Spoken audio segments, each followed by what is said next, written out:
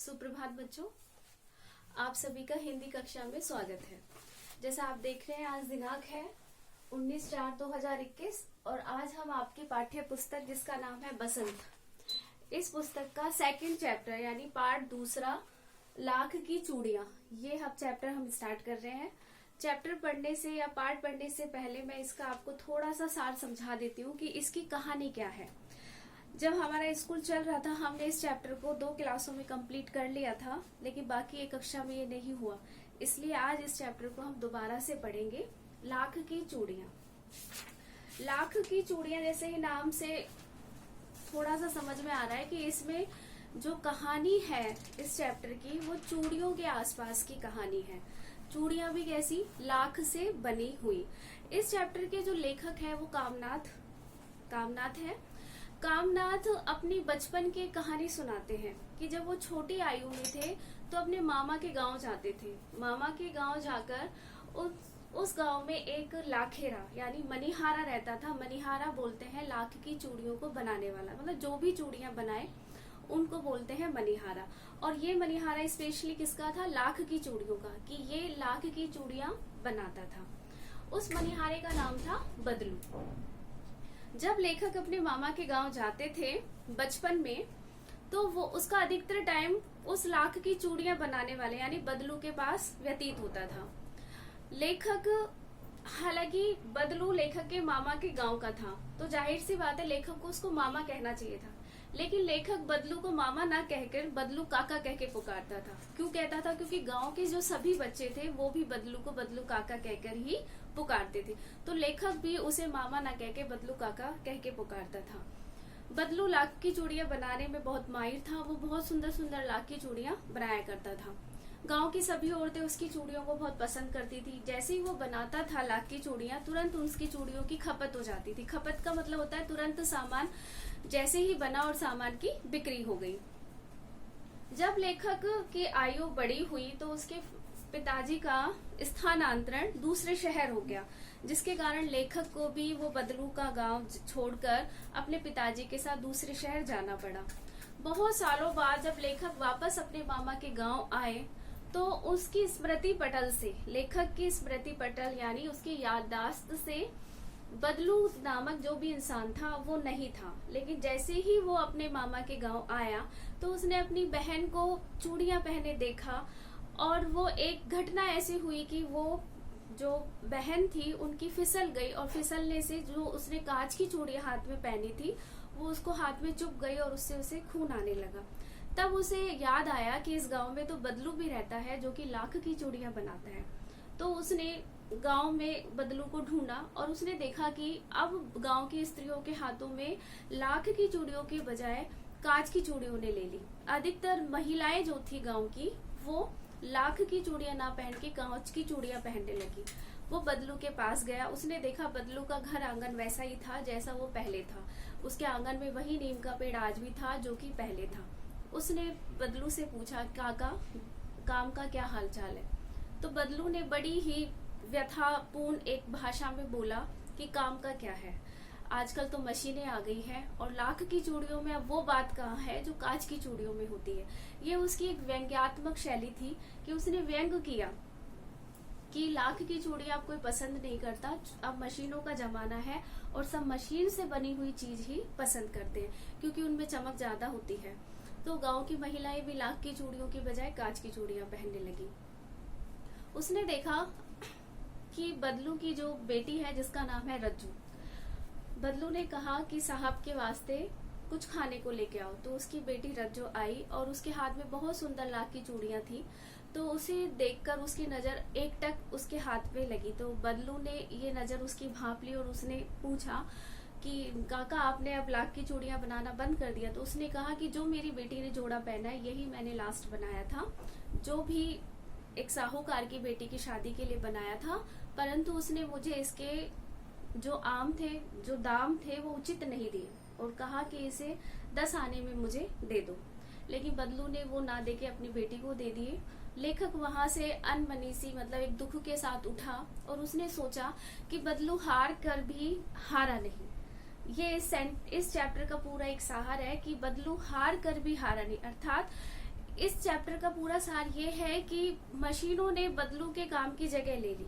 बदलू अब बेरोजगार हो चुका था, परंतु उसके चेहरे पे अभी भी वो हंसी थी, अभी भी वो खुशी थी, वो संतुष्ट था अपने काम से, क्योंकि वो एक आत्मसम्मान के साथ और एक स्वाभिमान के साथ अपना जीवन व्यतीत कर रहा था। उसने अपनी उस मशीन के साथ समझौता नहीं किया और अपनी बनाई हुई चीज को कम दामों में ना बेचकर उचित दाम ही रखा।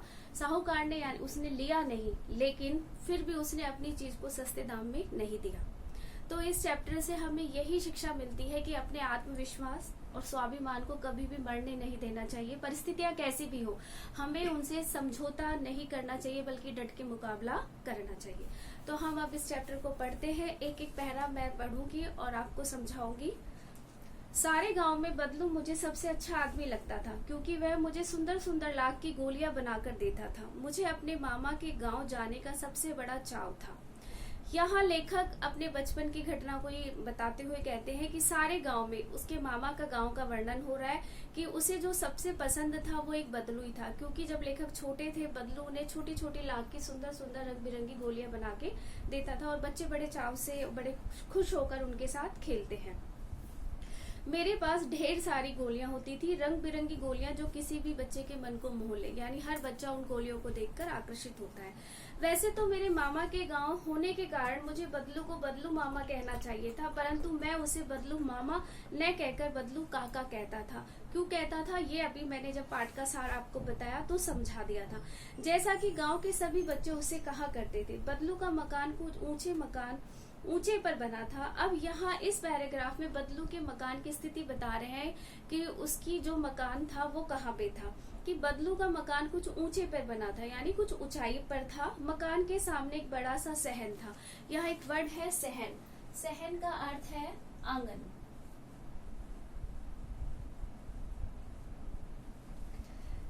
सहन यानी आंगन। मकान के सामने बड़ा सा आंगन था जिसमें एक पुराना नीम का वृक्ष था। उसी के नीचे बैठकर बदलू अपना काम किया करता था। बगल में भट्टी रहती जिसमें वह लाख पिघलाया करता था। सामने एक लकड़ी की चौखट पड़ी रहती जिस पर लाख के चौखट होता है। दरवाजे का जो फ्रेम होता है उसे हम बोलते हैं चौखट।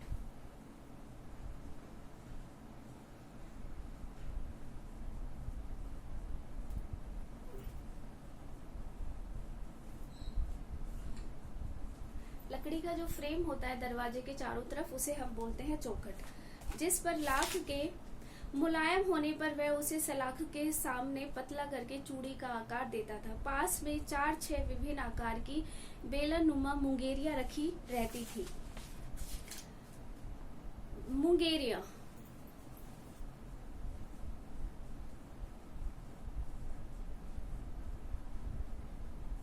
क्या होती है, जैसे हमने बहुत सी मूवीज देखी है, उसमें पहलवान एक लकड़ी की गोलाकार की एक आकृति थी, उसे चारों तरफ से ऐसे घुमाते हैं। उसी चीज का छोटा जो आकार होता है वो मुंगेरिया कहलाती है। तो गोलाकार आकृति होती है लकड़ी की।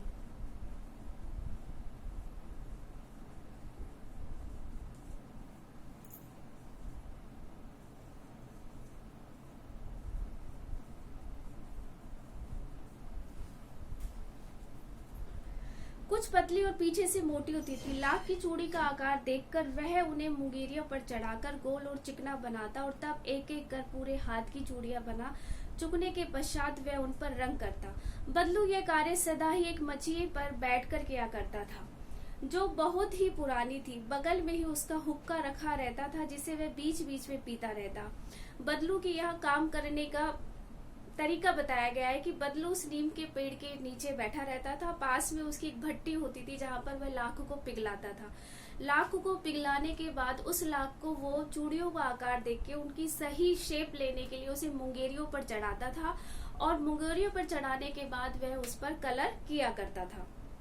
बदलू यह सारा काम एक मछिए पर बैठकर करता था। मछिया यानी एक छोटी सी खाट चारपाई जैसी होती है।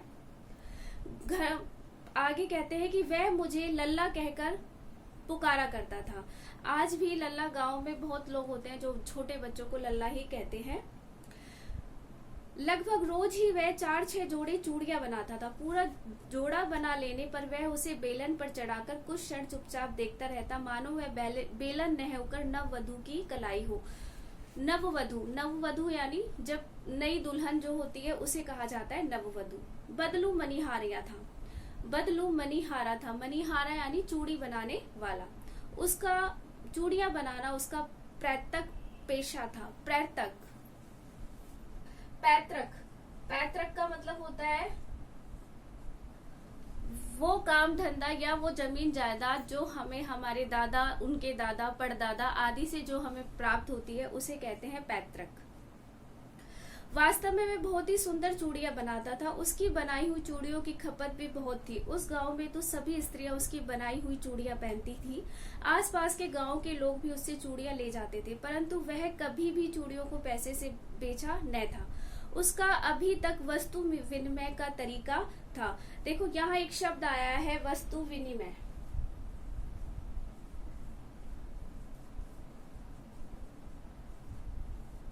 वस्तु विनिमय का अर्थ होता है एक वस्तु के बदले हम दूसरी वस्तु लेना। इसका मतलब यह कदापि नहीं होता कि हम एक वस्तु के जो वस्तु ले उसके लिए हम पैसा खर्च करें। यहाँ पैसे से बात नहीं होती। हमें जो वस्तु लेनी है, हमें जिस वस्तु की जरूरत है, हमारे पास जो वस्तु है, हम दूसरे इंसान को वो वस्तु देकर उसके बदले में हमें हमारी जरूरत की वस्तु हम ले ले, यानी एक वस्तु के बदले में दूसरी वस्तु का लेना देना ही वस्तु विनिमय कहलाता है।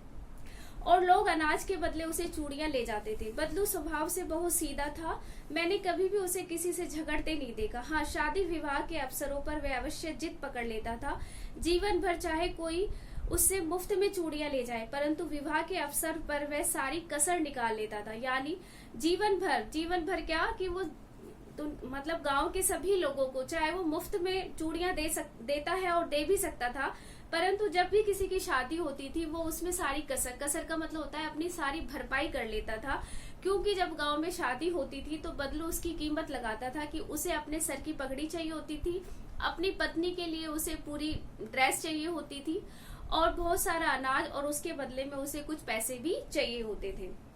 विवाह में इसी जोड़े का मूल्य इतना बढ़ जाता था कि उसके लिए उसकी घरवाली को सारे वस्त्र मिलते, ढेरों अनाज मिलता, उसको अपने लिए पगड़ी मिलती और रुपए जो मिलते सो अलग। यदि संसार में बदलू को किसी बात से चिढ़ थी तो वह थी कांच की चूड़ियों से।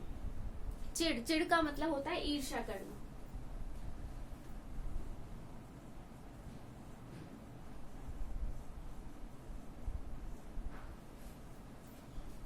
चिढ़ थी तो वह थी कांच की चूड़ियों से। यदि किसी स्त्री के हाथों में उसे कांच की चूड़ियां दिख जाती तो वह अंदर ही अंदर कुड़ उठता था और कभी कभी तो 2-4 बातें भी सुना देता था। मुझे तो वह घंटों बातें किया करता था। कभी मेरी पढ़ाई के बारे में पूछता तो कभी मेरे घर के बारे में और कभी शहर के जीवन के बारे में पूछता। बदलू को जब वो औरतों के हाथ में कांच की चूड़ियां दिखता तो वह कुड़ जाता और चिढ़ जाता था। यानी उसे एक ईर्ष्या होती थी, एक जलन होती थी। क्यों होती थी? क्योंकि उसकी बनाई हुई लाख की चूड़ियां अब धीरे धीरे लोगों को कम पसंद आने लगी, क्योंकि कांच की जो चूड़ियां थी वो मशीनों से बनती थी और मशीनों से बनाई हुई चीज बहुत जल्दी। अब यहाँ बदलू से लेखक बहुत घंटों बातें किया करता था, है ना। वो उसके दिनचर्या के बारे में पूछता, शहर के जीवन के बारे में पूछता, उसके घर वालों के बारे में। और ऐसा स्वाभाविक भी होता है कि हम बरसों बाद किसी से मिलते हैं तो वो हमारे बारे में, अपने फैमिली के बारे में, परिवार के सदस्यों के बारे में, आप वहाँ क्या करते हो, कैसे पढ़ाई होती है, इन सब के बारे में वो एक उस इंसान से पूछते हैं जो बरसों बाद हमसे मिलता है। शहर में सब कांच की चूड़ियां पहनते, तो वह उत्तर देता, शहर की बात कुछ और है लल्ला। वहाँ तो सभी कुछ होता है, वहाँ तो औरतें अपने मर्द का हाथ पकड़कर सड़कों पर घूमती है। इस लाइन में देखो एक शहरी जीवन का चित्रण किया गया है। क्या कहा कि शहर की बात और है लल्ला, यानी शहर में बहुत कुछ होता है। आजकल तो चूड़ियां भी नहीं पहनी जाती, गांव में तो फिर भी चूड़ियां, बिंदी, ये सब एक कंपलसरी होता है, अनिवार्य रूप से होता है। लेकिन शहरों में अब ये चीजें हम देखते हैं दिन पर दिन कम होती जा रही है। तो यहाँ उसी चीज का वर्णन किया है। कहते हैं कि शहरों की बात कुछ और है लल्ला, वहाँ की औरतें तो अपने मर्द का हाथ पकड़ के चलती है। मर्द यानी अपने हस्बैंड का, ठीक है। मर्द से यहाँ मतलब होता है एक आदमी का। पकड़कर सड़कों पर घूमती है। फिर उनकी कलाइयां नाजुक होती है ना, लाख की चूड़ियां पहने तो मोच ना आ जाए। यहाँ कहा गया है, एक व्यंग किया गया है शहर की स्त्रियों के प्रति, शहर की औरतों के प्रति एक व्यंग किया है कि कांच की लाख की चूड़ियां सख्त होती हैं, अगर वो पहनेंगी, वैसे तो बहुत नाजुक होती है, वो जरा सा टाइट हम चढ़ाते हैं तो उनके होने का डर होता है, टूटने का डर होता है। कांच की चूड़ियों में यही बात होती है, लेकिन अगर लाख की चूड़ियां टूट जाए तो अपने आप को क्षति नहीं होती। कांच की चूड़ियां हाथ में टूटने पर उनके चुभने से खून आने का डर रहता है। तो यहाँ यही बात कही है कि उनकी कलाइयां नाजुक होती है, लाख की चूड़ियां पहने तो उनके हाथ में मोच आ जाए। कभी कभी बदलू मेरी अच्छी खासी खातिर भी करता था। खातिर का मतलब होता है मेहमान नवाजी, किसी का स्वागत करना। जिन दिनों उसके बदलू के यहाँ गाय हुआ करती थी, वो गाय के दूध से मलाई उतारकर बदलू के लिए वो स्पेशल रूप से गाय के दूध मलाई दिया करता था। और यहाँ से 2-4 आम आते का मतलब है कि बदलू के यहाँ गाय भी होती थी और आम के पेड़ भी होते थे। गाय के दूध से तो वो मलाई उतार के देता था, और उसके घर आंगन में जो आम के वृक्ष लगे होते थे उनसे वहां 2-4 आम भी उसे दिया करता था। परंतु इन सब बातों के अतिरिक्त जिस कारण वह मुझे अच्छा लगता था वह ये था कि लगभग रोज ही वह मेरे लिए 1-2 गोलियां बना देता था। किसकी? लाख की गोलियां, जो कि उसे बचपन से बहुत अच्छी लगती थी। मैं बहुधा हर गर्मी की छुट्टी में अपने मामा के यहाँ चला आता था और आधा महीने वहाँ रहकर स्कूल खुलने के समय तक वापस जाता था। परंतु 2-3 बार ही मैं अपने मामा के यहाँ हो आया, तब मेरे पिता की एक दूर शहर में बदली हो गई। बदली यानी उनका स्थानांतरण हो गया, उनका ट्रांसफर हो गया। तब लगभग वह लेखक जो था वो 8-10 वर्ष का था, और मैं अपने मामा के गांव से अपने पिता के साथ शहर जा चुका था। तब लगभग 8-10 वर्षों के बाद जब मैं वहां गया तो इतना बड़ा हो चुका था कि लाख की गोलियों में मेरी कोई रुचि ही नहीं रही। यानी वो जब गया तो उसके 8-10 वर्ष बाद वो अपने मामा के गांव आया, और तब तक वो जो बचपन की यादें थी वो धूमिल सी हो गई थी, कुछ कम हो गई थी, और अब वो बड़ा हो चुका था तो उसे उन गोलियों के साथ खेलने की भी उसमें रुचि नहीं थी। अतः गांव में होते हुए भी कुछ दिनों तक मुझे बदलू का ध्यान न आया। विरले ही हाथों में मैंने लाख की चूड़ियां देखी। विरले ही हाथ यानी कुछ महिलाओं के ही हाथ ऐसे थे जहां मैंने सिर्फ लाख की चूड़ियां देखी थी। एक दिन सहसा का मतलब होता है अचानक।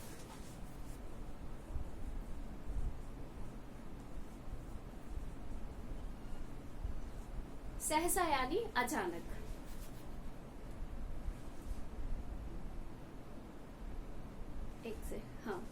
एक दिन सहसा मुझे बदलू का ध्यान हो आया। बात यह हुई कि बरसात में मेरे मामा की छोटी लड़की आंगन में फिसलकर गिर पड़ी, और उसके हाथ की कांच की चूड़ी टूटकर उसकी कलाई में घुस गई यानी चुभ गई थी, और उससे खून बहने लगा। मेरे मामा उस समय घर पर न थे, मुझे ही उसकी मरहम पट्टी करनी पड़ी। तभी एहसास मुझे बदलू का ध्यान आया और मैंने सोचा कि उसे मिलाऊं। तभी सहसा यानी अचानक, यह मैंने लिखा यहाँ, सहसा यानी अचानक। तभी अचानक मुझे बदलू का ध्यान आया और मैंने सोचा कि उसे मिलाऊं। अतः शाम को घूमते घूमते उसके घर चला गया। बदलू वही चबूतरे पर नीम के नीचे खाट पर लेटा था। नमस्ते बदलू काका, मैंने कहा। नमस्ते भैया। उसने मेरी नमस्ते का उत्तर दिया और उठकर खाट पर बैठ गया, परंतु उसने मुझे पहचाना नहीं और देर तक मुझे निहारता यानी मुझे देखता रहा। मैं हूँ जनार्दन काका, उसके पास से गोलियां बनवा कर ले जाता था, आपके पास से गोलियां बनवा कर ले जाता था। मैंने अपना परिचय दिया। बदलू फिर भी चुप रहा, मानो वह स्मृति पटल पर अतीत के चित्र उतार रहा हो। इस लाइन का क्या अर्थ है? इसका यह है कि वो स्मृति पटल यानी अपने दिमाग पर, अपनी याददाश्त पर क्या है, थोड़ा जोर डाल रहा है। उन सभी अतीत यानी जो बातें बीत चुकी है, भूतकाल में जो बातें बीत चुकी है, उन सभी बातों को याद करने के लिए वो अपने स्मृति पटल पर, अपने मस्तिष्क पर उन बातों के लिए दबाव डाल रहा है। और तब वह एकदम बोल पड़ा, आओ लल्ला बैठो, बहुत दिन बाद गांव आए। हाँ, इधर आना ही न हो सका काका, मैंने चारपाई पर बैठते हुए उत्तर दिया। कुछ देर फिर शांत रही। मैंने इधर उधर दृष्टि दौड़ाई का मतलब है मैंने इधर उधर देखा। न तो मुझे उसकी मचिया ही नजर आई, ना ही वहाँ भट्टी। आजकल काम नहीं करते हो काका, मैंने पूछा। नहीं लल्ला, काम तो कई सालों से बंद है, मेरी बनाई हुई चूड़ियां कौन पूछे अब। गांव में काज का प्रचार हो चुका है। वह कुछ देर चुप रहा, फिर बोला, मशीन युग है ना लल्ला, आजकल सब काम मशीन से होता है, खेत भी मशीन से जोते जाते हैं, फिर जो सुंदरता कांच की चूड़ियों में होती है वो लाख में कहाँ संभव है। इस चैप्टर का पूरा सार इस पैराग्राफ में है बेटा। क्या कहते हैं वो कि नहीं नहीं लल्ला, काम तो बहुत सालों से बंद है, क्योंकि उसने मशीनी युग कहा। मशीनी युग यानी एक मशीन आ जाने से हजारों लाखों लोग बेरोजगार हो गए, उनका रोजी उनका धंधा जो छूट गया। यही हाल बदलू के साथ हुआ। जब मशीन युग आया, कांच की चूड़ियां मशीनों से बनने लगी, तो लाख की चूड़ियों को किसी ने नहीं पूछा, क्योंकि उनमें चमक होती है, सुंदर ज्यादा दिखती हैं, इसलिए सब लोग उनको पहनते हैं, उनकी तरफ भागते हैं। उसने उदाहरण भी दिया कि आजकल तो खेतों में काम भी मशीनों से होता है, तो फिर तो ये कांच की चूड़ियां हैं। लेकिन कांच बड़ा खतरनाक होता है, बड़ी जल्दी टूट जाता है। मैंने कहा, नाजुक तो फिर होता ही है लल्ला। कहते कहते उसे खांसी आ गई और फिर देर तक वो खांसता रहा। मुझे लगा उसे दमा है। अवस्था के साथ साथ उसका शरीर ढल चुका था, उसके हाथों और माथों पर नसें उभर आई थी। यहाँ एक वृद्धावस्था का चित्रण किया है। जाने कैसे उसने मेरी शंका भाप ली और बोला, दमा नहीं है मुझे, फसली खांसी है, यानी मौसमी खांसी है। यही महीने 2 महीने से आ रही है, 10-15 दिन में ठीक हो जाएगी। मैं चुप रहा। मुझे लगा उसके अंदर कोई बहुत बड़ी व्यथा छिपी है। मैं देर तक सोचता रहा। इस मशीन युग ने कितनों के हाथ काट दिए। मशीन युग ने कितनों के हाथ काट दिए का मतलब ये नहीं है कि हमने मशीन में हाथ दिए और हमारे हाथ कट गए। इसका मतलब ये है कि मशीन आने से लोगों के धंधे छूट गए, लोगों के धंधे बंद हो गए। जो काम पहले 10 आदमी करते थे, आजकल वही काम केवल एक मशीन पूरा कर देती है। इससे वो जो 10 आदमी है वो बेरोजगार हो गए। इस लाइन का यही भावार्थ है। आम की फसल कब कैसी है काका? कुछ देर पश्चात मैंने बात का विषय बदलते हुए पूछा। अच्छा है लल्ला, बहुत अच्छी है। उसने लहक कर यानी एक खुशी के साथ एक अंदाज में कहा और अंदर अपनी बेटी को आवाज दी, अरे रज्जो लल्ला के लिए आम ले आओ। फिर मेरी और मुखातिब होकर बोला, यानी मुखातिब का मतलब है मेरी तरफ देखकर बोला, माफ करना लल्ला, तुम्हें आम खिलाना मैं भूल गया। नहीं नहीं काका, आम तो बहुत बहुत खाए आपके आंगन में। वाह वाह, कितने आम खाए। मैं चुप हो गया। मुझे वे दिन याद आए जब मेरे लिए मलाई बचाकर रखता था। गाय तो अच्छी है ना काका? मैंने पूछा। गाय कहाँ है लल्ला, 2 साल हुए बेच दी, कहाँ से खिलाता। इतने में रज्जो उसकी बेटी अंदर से एक डलिया में ढेर सारे आम लेके आई। मैंने कहा, मैं इतने नहीं खा सकता। तो उसने अपनी अंजलि यानी दोनों हाथ हम प्रसाद के लिए इस तरह से करते हैं ना, उसने भी अपने दोनों हाथ इस तरह से बढ़ा दिए और रज्जो ने कुछ आम उसकी अंजलि में डाल दिए। रज्जू ने 4-5 आम अंजलि में लेकर मेरी ओर बढ़ा दिए। आम लेने के लिए मैंने हाथ बढ़ाया तो मेरी निगाह यानी मेरी नजर एक क्षण के लिए उसके हाथों पर ठिठक यानी रुक गई। ठिठक का मतलब होता है रुक जाना।